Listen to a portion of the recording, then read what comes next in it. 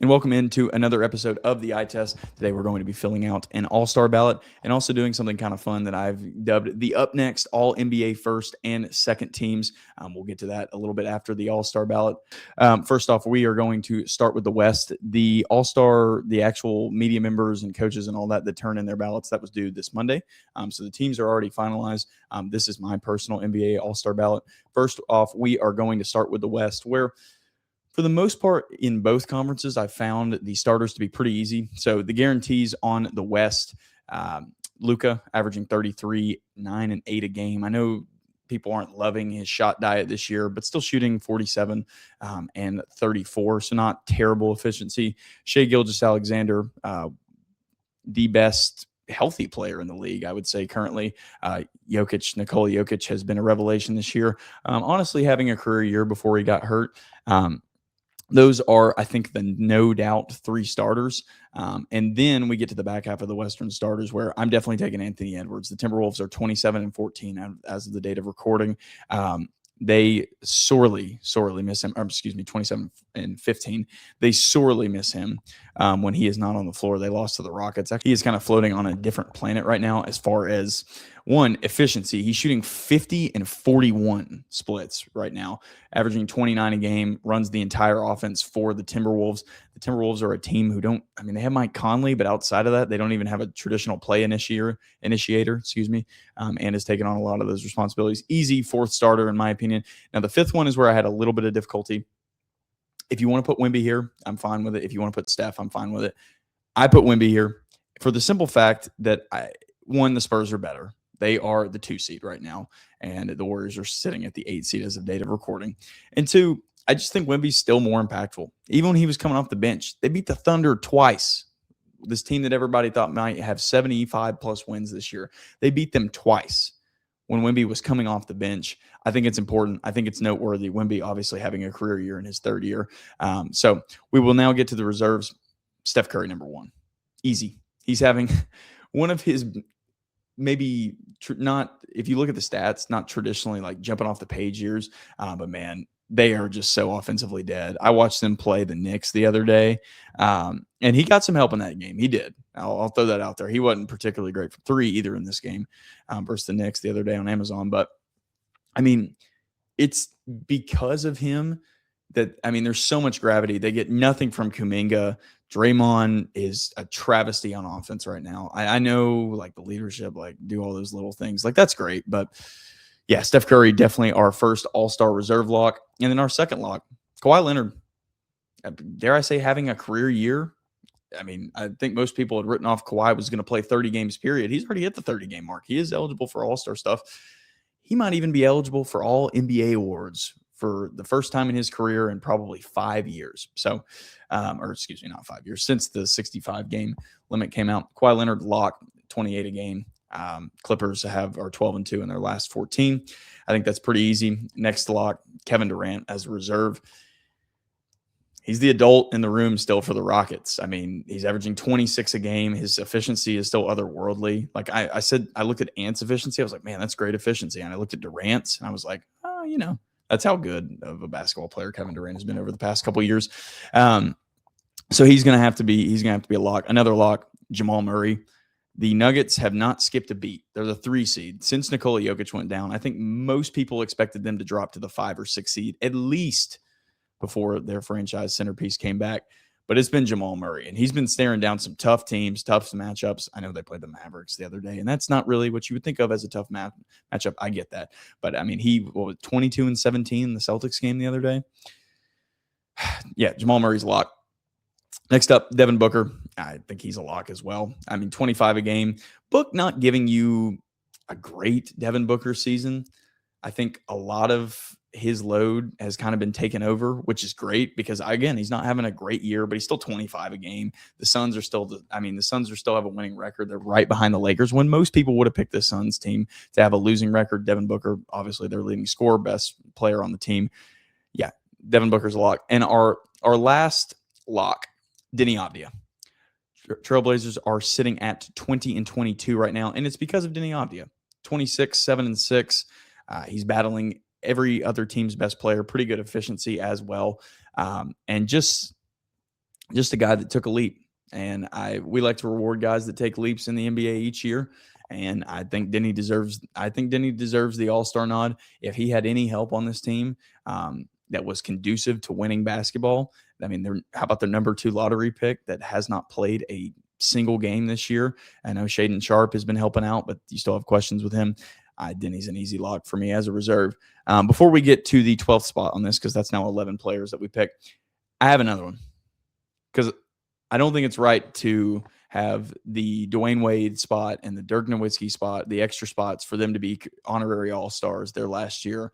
And then Kobe Bryant, who definitely wasn't All-Star capable his last year in 2016. I made a 13th spot for LeBron James because legitimately he's not an All-Star. If you just look at his numbers, amount of games played, how he affects winning this year, he's not an All-Star. But even I acknowledge as a pseudo LeBron hater, he deserves to be in the game. Wouldn't feel right without him. And if this is his last year, we don't know if it is. I still want him in the game, so I made a 13th spot for LeBron. Sue me. So here is what we are left with as far as candidates left. We have Stephon Castle, De'Aaron Fox, both on the same team. Dylan Brooks, James Harden, Lauri Markkanen, Sengun, Julius Randle, and Chet. So here were my first 3 cuts. Fox and Castle, I just want more numbers. That's it. I think for a guard in today's NBA, there needs to be more numbers. So both of those get cut. Dylan Brooks averaging 21 a game. The other stats aren't really there. I get that he brings the culture and the winning, and he's been a huge part of what that Suns team has done. I just don't think he's an All-Star. He's cool. He's awesome, but he's not an All-Star yet. Another kind of tough cut that I found was James Harden, 26 a game. 26-8, man, he's really good. The Clippers again are 12-2 in their last 14. That's cool. But I would have liked to see a little bit more of winning basketball from this Clippers team that has so much invested. Obviously, him and Kawhi are the highest paid guys on the team. It doesn't feel right to have the 10 seed get 2 guys in. James Harden gets cut for that reason. So that leaves us with, honestly, the top 4 that are eligible: Markkanen, Randle, Sengun, and Chet. And I'm going to cut off Markkanen pretty immediately out of those 4. Look, he's averaging 28 a game. He has the best stats of any of these guys. He's 28-7, good efficiency. He's on the 13 seed, and there's too many good players in the West. Markkanen has to get cut. And sadly, that brings me to my next cut. I tried to figure out a way to get this guy in there. There's just not one. It's going to feel weird to have a 1 seed with only 1 All-Star, but that's where my ballot went. Chet Holmgren didn't make it. 18-9. I get he does a lot. I get it's not just about stats. I get that. But at a certain point, like, I know the winning's there. I get how important he is to the team, but that doesn't necessarily mean that he gets to take an All-Star spot away from somebody else. Chet Holmgren, you're going to get cut. It comes down to Sengun and Randle. I even went into the advanced stats bag for this one. Sengun is slightly more wins above replacement than Randle, but I'll be honest. I think this Timberwolves team is worse as a whole than this Rockets team, and they have a better record. Julius Randle was a huge, huge, huge part of that. 22.6 points per game this year. Shooting very well, I might add. And a lot of my hesitance to put Sengun on this team is that he's supposed to have been the first option, the guy that they go to in the crunch, and he's not really delivered to the level that you would like. And 38-year-old Kevin Durant has had to pick up some of that slack. So I put Julius Randle as my last All-Star reserve. Alperen Sengun, if somebody's injury replacement, you're definitely the first to call. Move on to the Eastern Conference. I actually did not have any trouble with the starters for the Eastern Conference. Maxey, Giannis, Brunson, Cade, Jaylen Brown. Obviously, I'm wearing the Tatum jersey. Man, Brown has been amazing. Brunson has been that offensive engine that you see time in and time out. Paramount to the Knicks' success. Maxey has probably been the best player in the East outside of Cade Cunningham this year. You can give it to whichever one you would like. And the Sixers are not the 7th seed at all without Tyrese Maxey. What a weird team they are. But I'm not going to go into that right now. And then Giannis. Look, the numbers are there. I may not love the Giannis Antetokounmpo experience as it currently stands, but the numbers are there. They're much better than anybody he'd be going up against. So Giannis Antetokounmpo is your 5th Eastern All-Star starter. Reserves, locks, Donovan Mitchell. Look, I know the Cavs have underperformed and they look unhappy and all that, but Donovan Mitchell is still putting up really impressive statistics, 29 a game. The efficiency is always going to be there, 49, 39. And without Donovan Mitchell, this Cavs team is legitimately probably a cellar dweller with how they've looked this year. So Jalen Johnson, I know we're not rewarding Lauri Markkanen for being a bottom feeder in the West, but the Hawks are a little bit better than than the Jazz, and I feel like Jalen Johnson is more important to winning basketball than Lauri Markkanen as it currently stands right now. The leap with Jalen Johnson, he's 23, 10, and 10. Just ridiculous numbers. I mean, he's only probably going to get better from here as he progresses throughout his 20s. And then I locked in MPJ.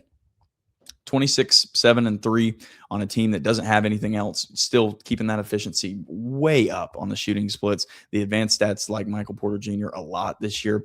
So yeah, Michael Porter Jr., a Nets player. Again, I know the Lauri Markkanen thing, but there's not as many good players in the East. There's just not. So MPJ was a lock for me. Another lock for reserve, Scotty Barnes. Just has really been an enjoyable watch for me when I've tuned into Raptors games this year. Averages a steal and a half, block and a half a game, 19 points, 8 and 5.5, I believe. Man, yeah, Scotty Barnes has really taken that leap. I know the three-point shooting, obviously, maybe that's not what you are loving, but the Raptors have enough shooters around him to where I don't think it matters as much. And then we kind of get into this zone where I'm not really sure. I don't know specifically which way I was going to lean coming in. I settled on this Magic team specifically. I settled on Franz Wagner. He averages more points than Paolo. He shoots way better. Paolo's at 46 and 27 right now, shooting splits. The shot diet is terrible. He doesn't, I think a lot of the times the Magic win in spite of him down the stretch. He's not some guy that you go to in the clutch. I think that's been Franz this year for the most part. Anthony Black and Desmond Bane have certainly been doing it. They're load carrying as well.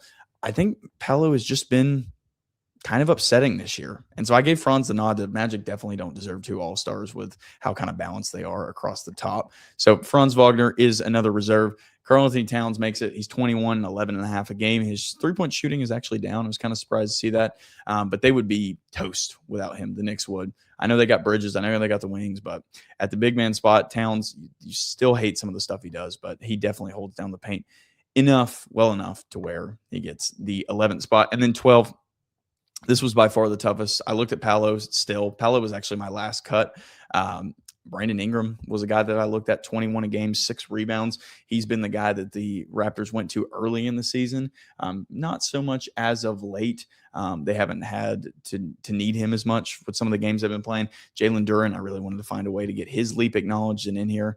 But ultimately, I settled on Norman Powell, 24 a game for the Heat. I just felt like the Heat needed an all-star. That's pretty much the only reason. I looked at Derek White as well. Pascal Siakam is actually 23 a game, but the Pacers do not get an all-star this year. I'm sorry. You're 10 and 32. That's like asking me to put Alex Sarr in this game. So Norman Powell gets the last all-star spot. Again, my first reserve is actually Paolo. I know I just kind of trashed him, but still the numbers are there. I hope that he improves. I hope he improves the shot diet. Shout out Nickeil Alexander-Walker and Josh Giddey. They actually got looks for the East for me as well. So, yeah, those are the all-star teams. I don't know if any of them are – the East was definitely a little bit tougher than the West, to be honest. It came down to Sengun and Randall, but those last 2 spots are in the East. You're really just – I mean, you're really looking at some flawed players, and I felt like Powell kind of resolved all that the best. All right, coming back. This is going to be a segment I'm pretty excited for. This is the up next All-NBA first and second teams. What do I mean by that? So I have clear rules for these teams. This is players that did not make the All-Star team this year, for one, but players that I definitely think in the future have a chance. Just wanted to acknowledge some players, talk about some guys that don't often get as much love when you're watching as many basketball games as I choose to. So what are the rules for this team? Number one, they have never made an all-star team before. So a guy like LaMelo, Lauri Markkanen, those guys are ineligible. They cannot be currently on the all-star team that we just did. So guys like Jalen Johnson, MPJ, they're ineligible as well. They have to be age 27 or under. It can be a recent breakout candidate. So stats are not the only important thing with this. So a guy like Peyton Watson is definitely eligible for this player of the week last week. They have to have improved year-over-year production. So a guy like Brandon Miller, who I like and I definitely think has all-star potential, is having a little bit of a more down season this year than he did last year statistically. I think the eye test kind of backs that up. So Brandon Miller, guys like that, not eligible. Rule number 6, it is not based entirely on stats. So this is not like, best young guys with the best stats. This is also maybe potential based. It is based on a lot of different categories. Rule number 7, they Rule number 7, it cannot be a player who will never be more than they currently are. So I think of a guy like Santi Aldama, who is young and fits a lot of the criteria, but I don't think he'll ever get over that 15-point a game notch that he's currently at. And number 8, the rookies are banned. So I went into this, I was trying to get some of these rookies on air. I was like, man, there's just too many good rookies this year. It's like picking an all-rookie team with some of these guys. So I banned the rookies. Shout out Flag, VJ, Queen, and Cedric Coward. You definitely would have been at least given looks for both the first and second team. All right, so our second team, starting off with our lead guard, AJ Mitchell. He was very, very good out of the gate, has continued to sustain that production.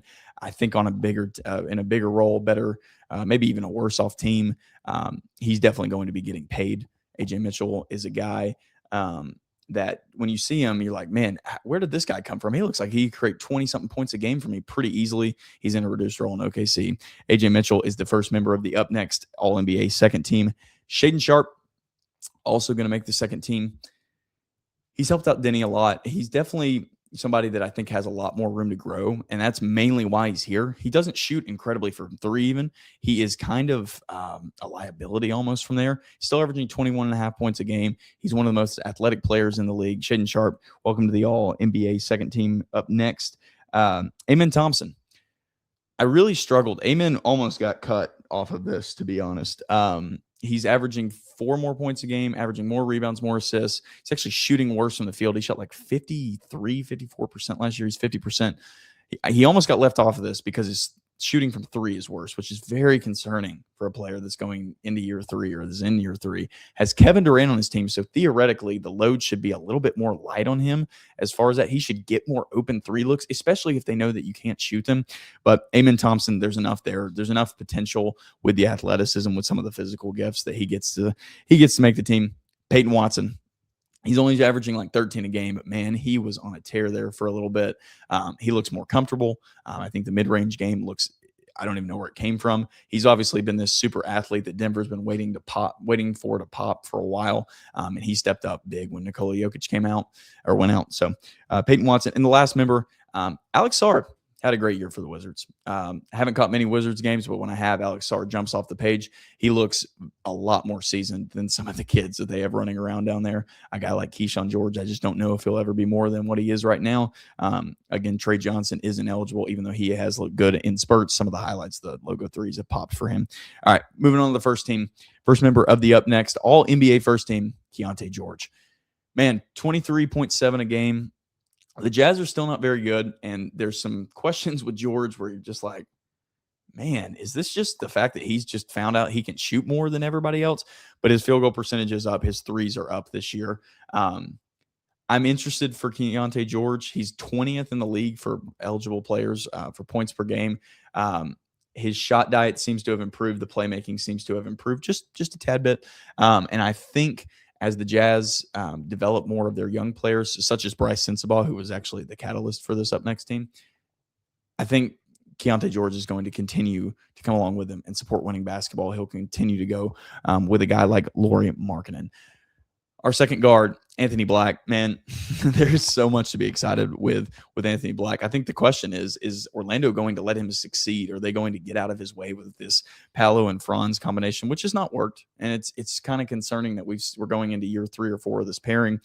And Anthony Black is the guy that I'm most excited by on the Magic right now. He gets the 4-man poster dunk the other day on the Grizzlies. They actually play in about an hour and a half in London versus the Grizzlies, another rematch. I don't know what we're doing there. We're sending 2 of the same teams to play in Berlin and London, but I digress. I think there's a lot there with Anthony Black. I think there's more to be excited with Anthony Black than the Magic have with Franz Wagner right now. Like, I think Franz is kind of at his ceiling. So yeah, Anthony Black, second member of the team. Stephon Castle, he was a cut on the All-Star. He's definitely eligible for this. Second-year guy, rookie of the year last year, has just does all the little things right, man. Just does a lot. Does a lot. I mean, and it's a Spurs characteristic, but a lot of these guys just like him on the Spurs. They just do the little things, the connector things that you just don't see a lot of young guys do. Stephon Castle plays well above his years. So Stephon Castle makes it. And then Austin Reeves, I felt that he was eligible for this. I know he's been out. He's been injured for a little bit. So the recency bias says he shouldn't make the first team, but come on. Austin Reeves, when LeBron retires or wherever he goes next, if he doesn't retire, is a legitimately tough second option to imagine next to Luka Doncic. I mean, I'm talking like Luka's averaging 35, Austin Reeves is maybe 25 a game. We'll just have to see. I honestly cannot wait until LeBron leaves LA, simply for this reason. And finally, the last member of our up next All NBA first team, Jalen Duren. Man, what can you say about Jalen Duren? A lot. Jalen Duren's improved. He's a perfect running mate for Cade.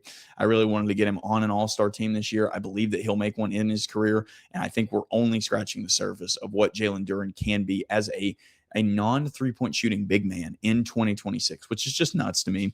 He's 18 a game, 11 rebounds.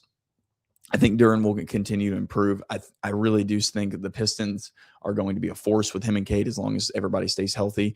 Jaden Ivey coming back, maybe as he gets more in the flow of things, that's your third option. Maybe they trade for somebody. I don't know. But yeah, Jalen Duren definitely deserves to be on the team. So run through the teams real quick. Again, second team, AJ Mitchell, Shaden Sharp, Amen Thompson, Peyton Watson, and Alex Sarr. And first team at Keontae George, Anthony Black, Stephon Castle, and Austin Reeves and Jalen Duren.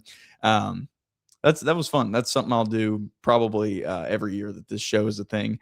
And I think the next episode may just be dedicated to this rookie class because I was looking at it. I didn't even talk about Khan when I mentioned the rookies earlier.